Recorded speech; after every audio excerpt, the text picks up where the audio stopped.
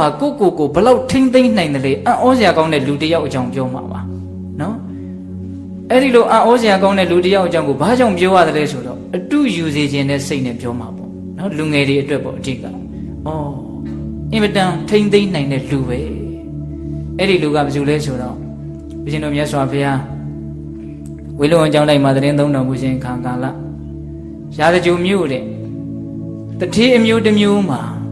အင်မတန်ကူးဆက်လွယ်တဲ့ယောဂတစ်ခုဆွဲကပ်တယ်စာထဲကတော့ယင်းအနာလို့ရေးထားတယ်အဲ့ဒီယင်းအနာကအိမ်ချံပေါက်ကိုဖောက်ပြီးတော့ထွက်ပြေးမှလွတ်တယ်လို့ဆိုတယ်ဆိုလိုတာကတိရင်တောက်လျှောက်ကိုပြေးတယ်လို့ပြောလို့သလားတော့မသိဒါဒီကနေ့ခေတ်တော့အဲ့လိုလည်းမရှိပါဘူးဒါစာထဲမှာရေးထားတာတွေကိုဦးဇင်းတို့ပြောပြတာပေတတို့လည်းစဉ်းစားတတ်ဖို့နော်ယင်းအနာတဲ့အဲ့ဒါဆွဲတယ်အဲ့တော့မိဘတွေကတို့တော့သေတော့မှသူတို့ယောဂဆွဲပြီးပြီအဲ့ဒါကိုသိတော့သူတို့ရဲ့တူရီတော်သားလေးကိုမှားတယ်ငါသားမင်းအိမ်ချံဆက်ကိုဖောက်ပြီးတော့အိမ်နံရံကိုဖောက်ပြီးတော့ထွက်ပြေးတော့ဘယ်နာမှာတို့ပိုင်တဲ့ဂရေ40ကိုမြုပ်ထားတာအဲ့ဒါဒီယောဂကတ်ကြီးငြိမ့်ပြီဆိုတော့မှငါသားပြန်လာပြီးတော့အဲ့ဒါကိုတူးဖော်ပြီးတော့အသက်မွေးဝမ်းကြောင်းမှုပြုပါလေလို့မှားတော့သားဖြစ်တဲ့လူကဟုတ်ပြီဆိုပြီးတော့မသေးသေးသောအမေအဖေကိုပြစ်ပြီးတော့ပြေးတာဗျအဲ့ဒါအမေအဖေတွေအမျိုးတွေအကုန်သေးတယ်အဲ့ဒီကလေးတယောက်ပဲလွတ်တယ်အဲ့ဒါနဲ့သူတနေ့တည်းကြီးရောက်ပြီးတော့ဒီလိုနဲ့သူပြန်မလာဘူးနှစ်တွေတော်တော်ကြာသွားတယ်အဲ့ဒီမှာနောက်သူတော်တော်လေးအရွယ်ရောက်လာပြီဆိုတော့ဘုစိတ်မွေးတွေပတိုင်းမွေးတွေနဲ့သူပြန်ရောက်လာတယ်ပြန်ရောက်လာတော့သူ့ကိုအရက်ကဘယ်သူမှမမှတ်မိတော့အဲ့ဒါလိုမမှတ်မိတော့အဲ့ဒီကလေးအဲ့ဒီလူလင်ကဉာဏ်ရှိတယ်ထိမ့်သိမ့်နိုင်စွမ်းရှိတယ်ဘာစဉ်းစားလဲဆိုတော့ငါတဲ့ဒီအချိန်မှာဂရေ40သောပစ္စည်းတွေကိုတူးဖော်ပြီးတော့ဆွဲမယ်သုံးဆွဲမယ်ဆိုလို့ရှိဒီကောင်ဘယ်ကနေခိုးလာတယ်လဲတိုက်လာတယ်လဲ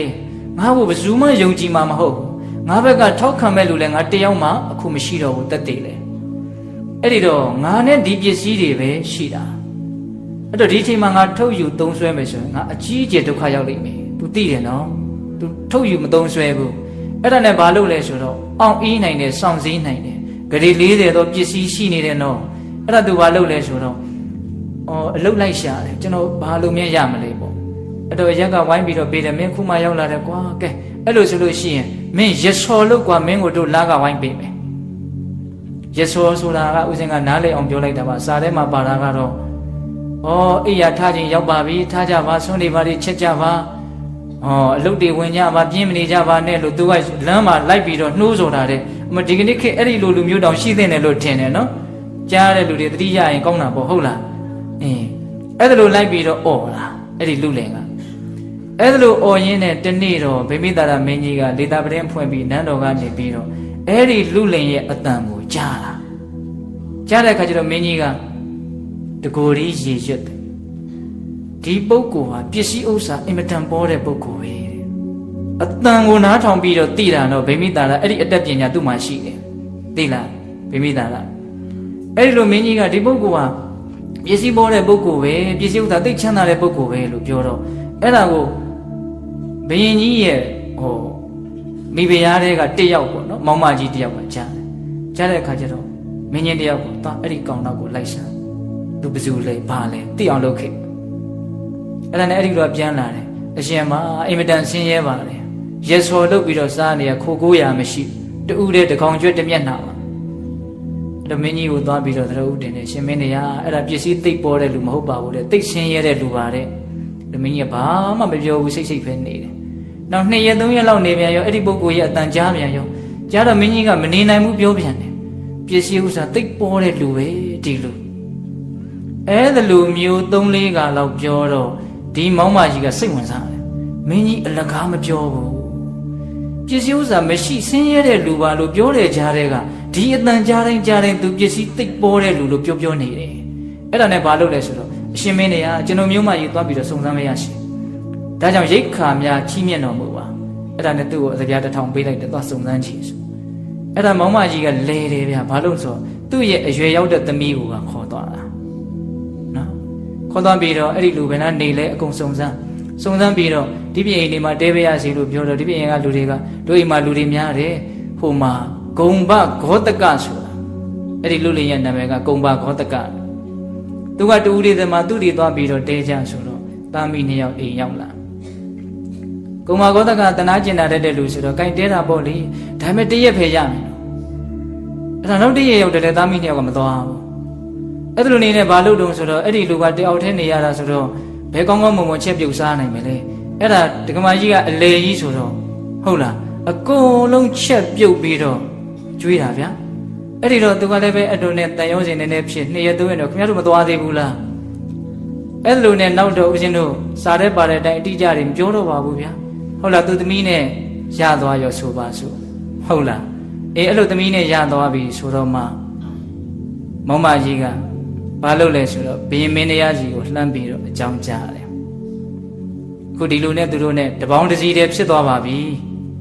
အဲ့ဒီတော့သူ့မှာရှိတဲ့လျှို့ဝှက်ထားတဲ့ပစ္စည်းတွေထွက်လာအောင်လုပ်ဖို့ပဲကြံတော့တယ်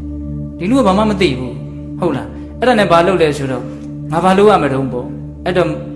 ဒီမိဖုရားကြီးကဘာပြောလဲဆိုတော့ဒီလမ်းမှာနေတဲ့လူတွေအလုံးစုပြီးတော့ပွဲသဘင်ခံရမယ်ဒါဘင်းရဲ့အမိတ်ဒီတဲ့ပွဲသဘင်ခံတယ်ဆိုတော့တအိမ်ဘလောက်ကောက်မှာပေါ့ဗျာဟုတ်လားအေးအဲ့ဒါလိုကောက်ပြီဆိုတော့ဟာကျုပ်ပတ်စံမရှိဘူးမင်းမိတ်ဆိုတာမင်းပတ်စံမရှိဘူးလို့ပြောလို့မရဘူးမင်းတစုံတယောက်စီကသွားချီးပြီးတော့ပဲဖြစ်ဖြစ်ငှားပြီးတော့ပဲဖြစ်ဖြစ်မင်းရအောင်ရှာခဲ့ဟာခက်တာပဲဗျာခင်ဗျားတို့ရောက်လာမှရှုပ်တယ်ဟုတ်လားအဲ့ဒါလိုနဲ့ဘာလုပ်လောင်ဆိုတော့မြေကြီးထဲမြုပ်ထားတဲ့ဂရေ40တဲကဓာတ်တစ်ပြားနှစ်တစ်ပြားတော့သူထုတ်ပြီးတော့ယူလာတယ်တဲ့ယူလာပြီးတော့ကဲရော့ဒါနဲ့ဖြည့်ရှင်းလိုက်အေးဟုတ်ပြီဆိုတော့အဲ့ဒီပတ်စံကိုယူအဲ့ဒီပတ်စံကိုမင်းကြီးစီပို့ပြီးတော့သူ့အိတ်ထဲကပတ်စံနဲ့စိုက်ပြီးတော့ပွဲတယ်လှုပ်လိုက်တယ်သက်တေကံပစ္စည်းကဘယ်ရောက်သွားပြီတော့နန်းတော်ရောက်သွားပြီဟုတ်လားနန်းတော်ရောက်သွားပြီအဲ့ဒါလိုနဲ့သက်တေကံပစ္စည်းလည်းရပြီလေဆိုတော့မှမင်းချင်းတွေရောက်လာတယ်မင်းပစ္စည်းတွေအများကြီးရှိတယ်လို့ပြောတယ်ဒါကြောင့်ဘယ်မင်းတွေကမင်းကိုလိုက်ခဲ့ရအာကြံကြီးစီရဗျာကျွန်တော်မှမရှိပါဘူးအဲ့ဒီမှာအတင်းအကျပ်ခေါ်တဲ့အခါကျတော့ဟေးမင်းတို့ငါတမက်ကိုဘာလုပ်ကြတာလဲလာတယ်နော်အဲ့ဒီကြတော့မှသူတို့ကရှေ့ကနေကြိုးပြီးတော့သွားနေတဲ့သားမီးနှစ်ယောက်ကမင်းကြီးတွေကဒီညှင်းဆန်နေတဲ့လူကိုတခါတည်းတုံနှောင်ပြီးတော့ခေါ်လာအဲ့ဒါနဲ့ဘုရင်မင်းတရားတွေရောက်တော့မင်းမှာပစ္စည်းတွေအများကြီးရှိပါလေခင်ဗျဘာကြောင့်မင်းတို့ဝှက်ပြီးတော့နေရတယ်လဲမရှိပါဘူးမင်းတရား तू လိန်နှုံးပဲဟုတ်လားဘုရင်မင်းတရားကိုလည်း तू မယုံနိုင်ဘူးအဲ့ဒီတော့မှဘုရင်ကြီးက तू ထုတ်ထားတဲ့တက်တေကံပစ္စည်းအတပြားကိုထုတ်ပြတယ်ဒါကြည့်ဆိုအော်တယ်ဟာငါပတ်စံနေဘလို့ဒီရောက်နေတော့ပေါ့အဲ့ဒါနဲ့ तू ရှောက်ပြီးတော့ကြည့်တော့ဟိုသားမင်းနှစ်ယောက်ကနန်းတွင်းသူအဝတ်အစားတွေနဲ့တောက်တောက်ပြောင်ပြောင်သူ့ကိုပြုံးပြီးတော့ကြည့်နေကြအဲ့ဒီကြတော့မှ तू အဓိပ္ပာယ်ပေါက်တယ်ဟုတ်လားအဲ့ဒါနဲ့ဘင်းမင်းတရားရှိเจ้าမှာဒီလောက်ရှိတာကိုမင်းဘာဘူးလို့မပြောတော့ယုံကြည်ရမယ့်လူမရှိလို့ပါငါမင်းတရားဟာယုံကြည်စရာမဟုတ်ဘူးလားမှန်မှယုံကြည်တရားဆိုလို့ရှိရင်ပြောပါမယ်ဘုရားဆိုပြီးတော့အဲ့ဒီတော့မှနေရာဒေသကိုပြောလှဲတွေပါတယ်နဲ့သွားတိုက်အဲ့ဒီမှာဘုရင်ကြီးကသူ့သမီးနဲ့ဒီအမျိုးကောင်းသားကိုပေးစားနော်အဲ့ဒီမှာဘုရင်ကဗိမိတာရဘုရင်ကအင်မတန်တော်တဲ့လူပဲဂရေ40သောပစ္စည်းတွေကိုပိုင်ဆိုင်မှာလျက်ခင်တယ်ကိုထိန်းနိုင်တယ်သိမ်းနိုင်တယ်နော်ကိုထိန်းနိုင်သိမ်းနိုင်တယ်ဆိုတဲ့အည်သွေးဟာလွယ်ဘူးဗျဟင်းတကိုက်ကြီးမိုက်မြအေးဒါကိုသဘောကျပြီးတော့သူ့ကိုမြတ်စွာဘုရားကြီးကိုခေါ်သွားတာဘုရင်ကြီးကသုဒ္ဓဘာအရိယာသူတော်ကောင်းကြီးလေတော့သူ့တမက်ကိုဘုရားကြီးခေါ်သွားတာခေါ်သွားပြီးတော့မြတ်စွာဘုရားတဲ့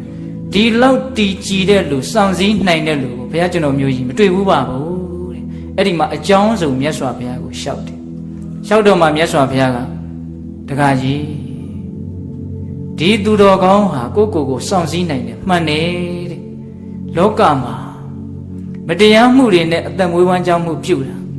ဒါဟာတကယ်ချမ်းသာစေချမ်းသာမှာကိုမရနိုင်ဘူးကိုထိန်ထိန်သိမ့်သိမ့်ကောင်းကောင်းမွန်မွန်